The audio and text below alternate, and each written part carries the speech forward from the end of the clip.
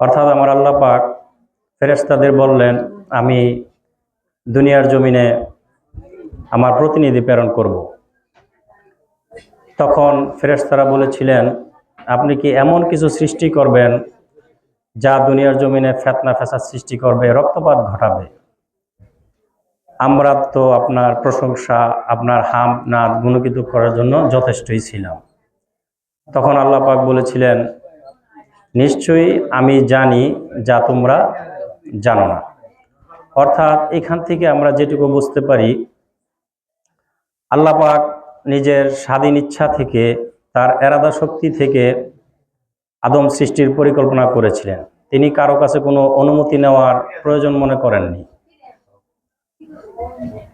শুধু ফেরেশতাদের জানিয়েছিলেন, অর্থাৎ তাদের মন্তব্য শোনার জন্য। তখন ফেরেশতারা বলেছিল যে আপনি এমন কি সৃষ্টি করবেন যা ফিতনা ফাসাদ সৃষ্টি করবে। কারণ কি? কারণ এই মানুষ সৃষ্টির আগে আল্লাহ পাক বলছিল, ওমা খালাকতুল জিন্না ওয়াল ইনসা ইল্লা লিয়াবুদুন, আমি জিন এবং ইনসানকে আমার ইবাদতের জন্য সৃষ্টি করেছি। তাহলে এখান থেকে দেখা যায় ইনসান সৃষ্টির আগে জিন জাতি আমাদের দুনিয়ার জমিনে ছিল, আর ওই জিন জাতিরা তারা ওই ফিতনা ফাসাদ রক্তপাত ঘটিয়েছিল।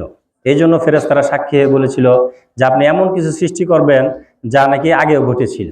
এই জন্য ফেরেশতারা নিষেধ করেছিল, নিষেধ না মানে তাদের মন্তব্য প্রকাশ করেছিল, কারণ আল্লাহকে তো হুকুম দেওয়া যায় না, আল্লাহ নিজ থেকে যাই করে। তো এখন আমরা দেখি সূরা আরাফের 11 নম্বর আয়াতে ওই কথাগুলো দিয়ে, ওয়ালাকাদ খালাকনাকুম সুম্মা সাওয়ারনাকুম সুম্মা কুলনা লিল মালাইকাতি জুদু লি আদামা ফাসাজাদু ইল্লা ইবলিস লাম ইয়াকুম মিনাশ সাজিদিন। অর্থাৎ এখানে সূরা আরাফের 11 নম্বর আয়াতে দেখা যাচ্ছে আল্লাহ পাক বলতেছেন, আমি বহু মানুষদের মধ্য থেকে বহু আদমের সৃষ্টি করে থাকি। রূপান্তর সৃষ্ট, খালাক শব্দের অর্থ রূপান্তরিত সৃষ্টি, অর্থাৎ পর্যায়ক্রমে সৃষ্টি, ধাপে ধাপে সৃষ্টি করাকে বলা হয় খালাক। ওইটা দেখা যায় যেমন আল্লাহ পাক কোরআনে বলছেন, আর রহমান আল্লামাল কুরআন, আমি নিজেই রহমান, আমি নিজেই গুরু। আল্লামাল কুরআন, শিক্ষা দেই কোরআন। খালাকাল ইনসান, তাতে সৃষ্টি হয় ইনসান। আল্লামাহুল বয়ান, তাকে কোরআন শিক্ষা দিই। তাহলে আমরা এই যে আল্লাহ পাকের কথাগুলা, এই কোরআন বুঝতে হবে, কারণ আল্লাহ পাক বলতেছে আমি কোরআন শিক্ষা দেই। আমরা কি দুনিয়ার জমিনে দেখছি কেউ আল্লাহ কোরআন শিক্ষা দিতে? না। দেখা যায় সমাজে সাধারণত একজন ইমাম সাহেব, একজন মাওলানা, মুহাদ্দিস, তারা কোরআন শিখায়, কিন্তু আল্লাহ বলতেছে আল্লামাল কোরআন, আমি কোরআন শিক্ষা দিই। তাহলে আল্লাহ কোরআন কিভাবে আমাদেরকে শিক্ষা দিচ্ছে ওটা আমাদেরকে বুঝতে হবে, কোন রূপে কোন ভাবে থেকে আল্লাহ আমাদেরকে কোরআন শিক্ষা দিতেছে। এবং ওই কোরআন শিক্ষে সে বলছে আল্লাহ মাহুল বয়ান, তার বাক্য সিদ্ধ হয়ে যায়, তার কথা সে মুখে যা বলে তাই হয়ে যায়। এমন আছে না আল্লাহর ওলিরা মুখে যাই বলতো তাই হয়ে যেত। ওইটাই আমার আল্লাহ বলছে, আর রহমান, আমি নিজেই রহমান, আমি নিজেই গুরু। খালাকাল ইনসান, মানে ইনসান সৃষ্টি করি। আমার দয়াল নবী মুর্শিদ বলেছেন, কি বলেছেন, যে কিভাবে ইনসান সৃষ্টি হয়। রহমান গুরু কোরআন শিক্ষা দিয়ে আদমকে, ইনসানকে আদম পর্যায়ে উন্নীত করে নূরে মুহাম্মদীর আলোতে উদ্ভাসিত বাইতুল মামুরে নিয়ে যান। কোথায় নিয়ে যান?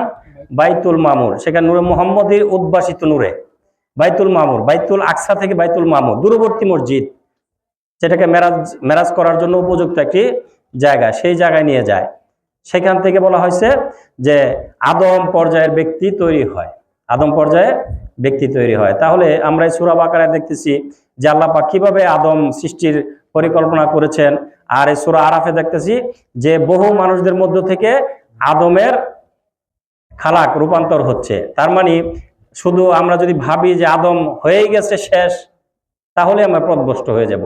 কারণ আল্লাহ বলছে ওমান কানা ফি হাজি আমা ফাহুয়া ফিল আখিরাতি ওমা আদাল্লাহ সাবিলা, এই দুনিয়ায় যারা অন্ধ রইল তারা পরকালে অন্ধ থাকবে এবং অধিক পথভ্রষ্ট। এই কথাটা দিয়ে এইটাই বুঝে যে আমি আলমগীর হোসেন, আমি বর্তমান জামানায় আছি, এই থাকা অবস্থায় আমাকে সব বুঝে নিতে হবে। আল্লাহ, রাসূল, কোরআন, কিতাব, ইসলামের যাবতীয় বিষয়, কালেমা, নামাজ, রোজা, হজ, যাকাত, প্রত্যেকটা কথা এই সূরা বনী ইসরাইলের ৭৮ নম্বর আয়াত থেকে বোঝা যাচ্ছে আমাদেরকে নগদে বুঝে নিতে হবে, না হলে আমরা অন্ধ, তাহলে আমরা পথভ্রষ্ট হয়ে যাব। এই জন্য এই আদম ছিল, আছে এবং থাকবে, এটা চলমান প্রক্রিয়া। এখন শুধু আমার বোঝার ব্যাপার, আমাদের বোঝার বিষয় যে কিভাবে আদম সৃষ্টি হয়, এখন কিভাবে আছে, কোন রূপে আছে, এবং ওই আদমের কাছে আমাদের আগমন করতে হবে, ওই আদমের কাছে আমাদের যেতে হবে, যাকে বলা হয়েছে ফিল আরদে খলিফা। তারা দুনিয়ার জমিনে প্রতিনিধিত্ব করে, তারাই খলিফা। তো যাই হোক, আমরা আজকের এই মহতি মাহফিলে আসতে পেরে নিজেদেরকে অনেক ধন্য মনে করতেছি। তা আমরা একটু দূর শরীফ পড়ি। দুনিয়া পাগল কাবার জন্যে, কাবা পাগল মাবুদের। দুনিয়া পাগল কাবার জন্যে, কাবা পাগল মাবুদের। আমার মাবুদ পাগল নবীর জন্যে, নবী পাগল উম্মতের। আল্লাহুম্মা সাল্লি আলা সাইয়্যিদিনা মুহাম্মাদ। আল্লাহুম্মা সাল্লি আলা সাইয়্যিদিনা মুহাম্মাদ। নাবিয়ানা শাফিয়ানা মাওলানা মুহাম্মাদ। নাবিয়ানা শাফিয়ানা মাওলানা মুহাম্মাদ। দয়াল নবীর দিদার যদি এই দরাতে পাইতে চাও, নূর নবীজির দিদার যদি এই দরাতে পাইতে চাও, কামেলির পাগ দিলেতে নিজের দিল মিশাইয়া নাও। কামেলির পাগ দিলেতে নিজের দিল মিশাইয়া নাও। আল্লাহুম্মা সাল্লি আলা সাইয়্যিদিনা মুহাম্মাদ। আল্লাহুম্মা সাল্লি আলা সাইয়্যিদিনা মুহাম্মাদ।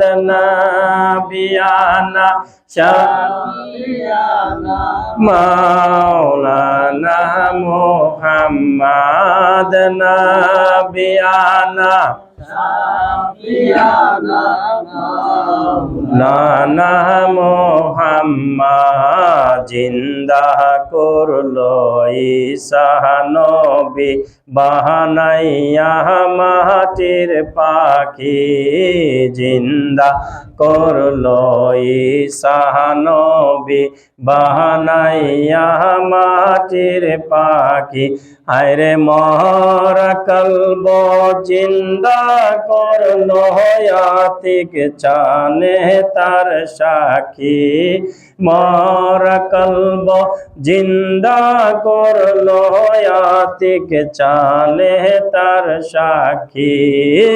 আল্লাহুম্মা সাল্লি আলা সাইয়্যিদিনা মুহাম্মাদ। আল্লাহুম্মা সাল্লি আলা সাইয়্যিদিনা মুহাম্মাদ। নাবিয়ানা শাফিয়ানা মাওলানা মুহাম্মাদ। নাবিয়ানা শাফিয়ানা মাওলানা মুহাম্মাদ। দয়াল নবীর শেখের আগুন আছে রে যার অন্তরে, নূর নবীজির এশেকের আগুন আছে রে যার অন্তরে। ভয় নাই তাহার এই দুনিয়ায়, ভয় নাই হাসর মিজানে। ভয় নাই তাহার এই দুনিয়ায়, ভয় নাই হাশর মিজানে আল্লাহুম্মা সাল্লি আলা সাইয়্যিদিনা মুহাম্মাদ আল্লাহুম্মা সাল্লি আলা সাইয়্যিদিনা মুহাম্মাদ নাবিয়ানা শাফিয়ানা মাওলানা মুহাম্মাদ নাবিয়ানা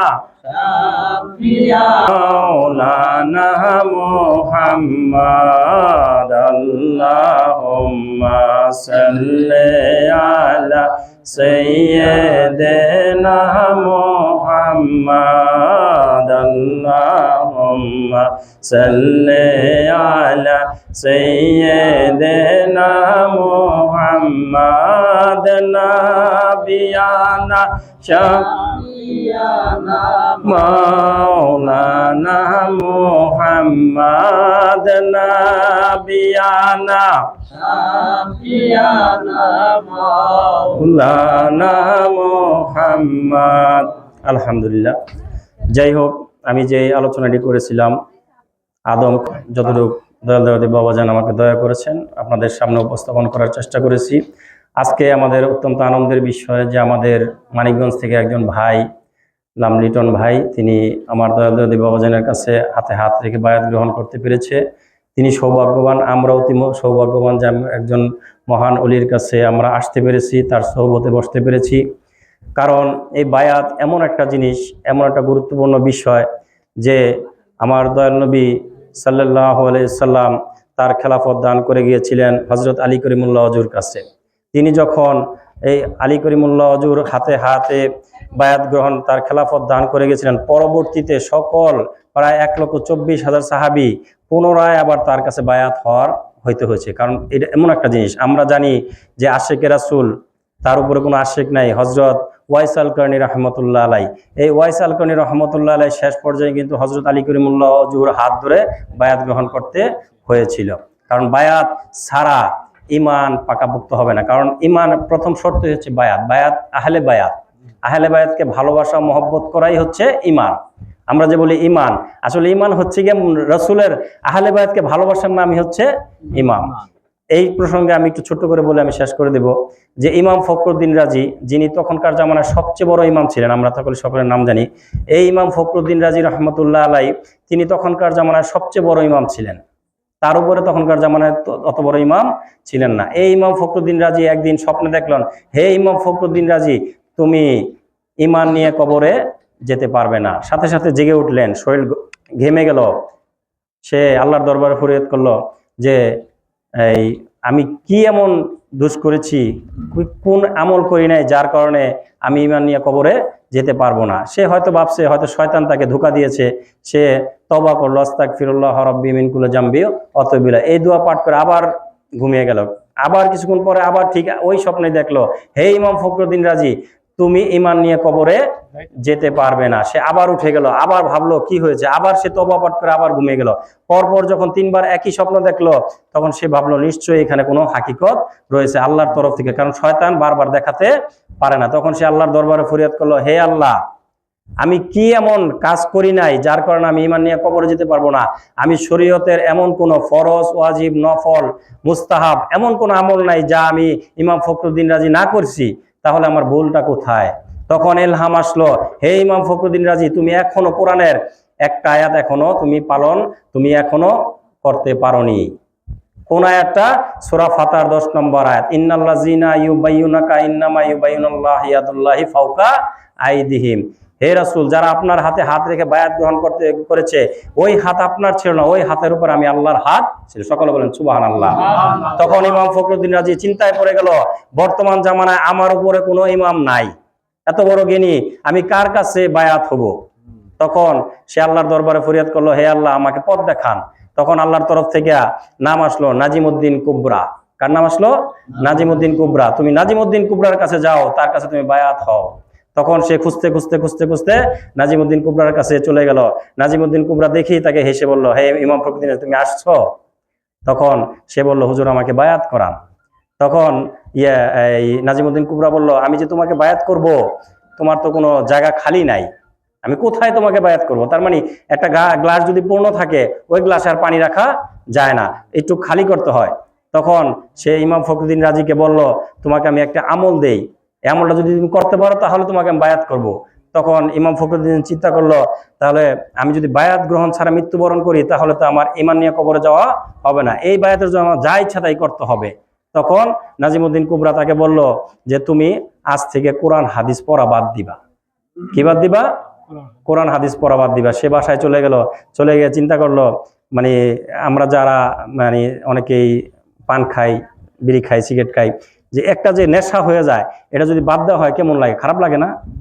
তাই ইমাম ফখরুদ্দিন রাজি ঠিক ওইরকম, সে কোরআন হাদিস পড়া বাদ দিল, তার ভিতরে ছটফট শুরু হয়ে গেল। সে বললো যে 40 দিন তুমি এই আমলটা কইরো। তারপরে যখন নাকি যে কিছুদিন গেল, তার আর সহ্য হইতেছে না, যে কি এখন তো আমি কোরআন হাদিস পড়ি না, আমার খারাপ লাগে। তখন শয়তান তাকে ওয়াসওয়াসা দিল। কি দিল?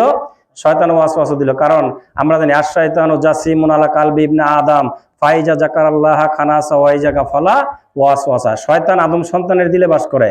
সে যখন আল্লাহর জিকির করে তখন শয়তান দূরে সরে যায়, আবার যখন গাফেল হয় তখন শয়তান তাকে ওয়াসওয়াসা দেয়। ঠিক ওই ইমাম ফখরুদ্দিন রাজিকে ওয়াসওয়াসা দিল, হে ইমাম ফখরুদ্দিন রাজি, তোমার মুর্শিদ, তোমার গুরু তোমাকে পড়তে নিষেধ করছে কিন্তু লেখতে তো নিষেধ করে নাই। তখন সে ওয়াসওয়াসাটা কাজে নিয়ে নিল, আসলে তো পড়তে নিষেধ করছে, তাহলে আমি কি করি, লেখি। তখন সে লেখা শুরু করলো, লেখতে লেখতে পরে যখন 40 দিন পূর্ণ হলো তখন ওই নাজিমউদ্দিন কুবরার কাছে আবার গেল। যাওয়ার পরে তখন নাজিমউদ্দিন কুবরা হাইসা দিল, হাইসা দিয়ে বললো, বাবা তোমাকে বলছিলাম যে এই এলেমডারে একটু কমানোর জন্য, তুমি তো এলেম আরো বৃদ্ধি করে আসছো। কারণ কি? কারণ পড়ার চেয়ে লেখার শক্তি বেশি, লেখলে কিন্তু মনে থাকে আরো বেশি। তখন বলল, দেখো তোমাকে আমি বায়াত করতে পারবো না, যাও। তোমার যখন ইমান, তোমার মৃত্যুর সময় যখন শয়তান তোমাকে ধোঁকা দিবে, তুমি আমার কথা স্মরণ রেখো, আমার কথা স্মরণ রেখো, আমি তোমাকে, আল্লাহ তোমাকে দয়া করবে। তখন সে ইমাম ফখরুদ্দিন চলে গেল। চলে যায় যখন মৃত্যুর সময় আসলো তখন এই যে শয়তান তাকে ধোঁকা দিল, আসলো, আইসা বলল, হে ইমাম ফখরুদ্দিন রাজি, তোমার আল্লাহ যে এক এর দলিল দাও, তোমার আল্লাহ এক তার দলিল দাও। এইভাবে ইমাম ফখরুদ্দিন রাজি প্রায় 360টা দলিল দিছিল আল্লাহর একের পক্ষে, কিন্তু ওই শয়তান 361টা দলিল দিল। কিছু মানুষ আছে দেখবেন, প্রশ্ন একটা করলে আর উত্তর দিবেন আর 5টা প্রশ্ন করবো, করে না? ওটা হচ্ছে শয়তানের কাজ, ওটা মানুষের কাজ না, ওটা কাজ হচ্ছে শয়তানের। ঠিক ইমাম ফখরুদ্দিন রাজি 361টা যখন দলিল দিল তখন তার দলিল নাই, তখন সে চোখের পানি ছেড়ে দিল, হায় হায় আমার তো ইমান নষ্ট হয়ে যেত, আমি ইমান নিয়ে কবর যেতে পারতেছি না। ওই মুহূর্তে ওই নাজিমউদ্দিন কুবরার কথা স্মরণ হয়ে গেল, হে মুর্শেদ, তুমি না বলেছিলে বিপদের মুহূর্তে আমাকে স্মরণ করার জন্য, আমি তোমাকে স্মরণ করলাম। চোখের পানি ছেড়ে দিয়ে তাকে স্মরণ করছে। ওই সময় ওই তার মুর্শেদ অজুর পানি করতেছিল, তখন অজুর পানি তাকে ছিটা দিয়েছিল। ওই পানি নাজিমউদ্দিন ইমাম ফখরুদ্দিন রাজির গায়ে লাগছিল, তখন তার জ্ঞান চক্ষু খুলে গেছিল। সে বলছিল তখন যে আমার আল্লাহ বিনা দলিলে এক, আমার কোনো দলিল নাই। কারণ আশেক মাসুকের খেলা হচ্ছে প্রেমের খেলা, এখানে কোনো যুক্তি এখানে কাজ করবে না, এখানে যে ভক্তির কাজ, ভক্তিতে আল্লাহ মিলে, যুক্তিতে আল্লাহ মিলে না, প্রেমের মাধ্যমে আল্লাহ মিলে। ওইটাই যখন বললো যে বিনা দলিলে আমার আল্লাহ এক, আমার কোনো দলিল নাই, তখন শয়তান বলল যে আজ তুই কোনো কামেল মুর্শেদ তোমার পিছনে না থাকতো তাহলে আমি দেখতাম তুমি কিভাবে ইমান নিয়ে কবরে যাও। তাহলে এত বড় একজন ইমাম, তার একজন গুরু ধরার প্রয়োজন হয়। আর আমরা 2-4টা একটু লেখাপড়া করে কোরআন হাদিস মুখস্থ করে মনে করি কত বড় একজন ইমানদার হয়ে গেছি। আমাদের মুর্শেদ প্রয়োজন হয় না। দুনিয়ার জমিনে যত অলিয়া উলিয়া দেখবেন সকলের মুর্শেদ ছিল। আমার খাজা মঈনুদ্দিন চিশতি রহমাতুল্লাহ বলেছেন, যার মুর্শেদ নাই, যার গুরু নাই, তার গুরু হচ্ছে শয়তান, তার গুরু শয়তান। আমার দয়াল নবী বলছে, যে ব্যক্তি আহলে বায়াতে বায়াত গ্রহণ ছাড়া মৃত্যুবরণ করলো, সে জাহেল অবস্থায় মৃত্যুবরণ করলো। তার মানে তার মৃত্যুটা হলো অন্ধকারের সাথে। তাহলে যাই হোক, আমি আর কথা দীর্ঘায়িত করবো না, আমার মুর্শেদ কথা বলবেন। তা আমরা সকলেই যারা আমরা এখানে আছি, এখনো যারা এই বায়াতে আসি নাই, আহলে বায়াতের অংশগ্রহণ করতে পারি নাই, নূহ নবীর কিস্তিতে উঠতে পারি নাই, আমি তাদেরকে অনুরোধ করব, আমরা সকলেই মন স্থির করব, একজন হক্কানি আলেমের কাছে, একজন হক্কানি মুর্শেদের কাছে যেন আমরা বায়াত গ্রহণ করে আমাদের ইমানকে পাকাপোক্ত করি। এই বলে আমি আমার কথা শেষ করলাম। সকলকে সালাম, আসসালামু আলাইকুম ওয়া রাহমাতুল্লাহি ওয়া বারাকাতুহু।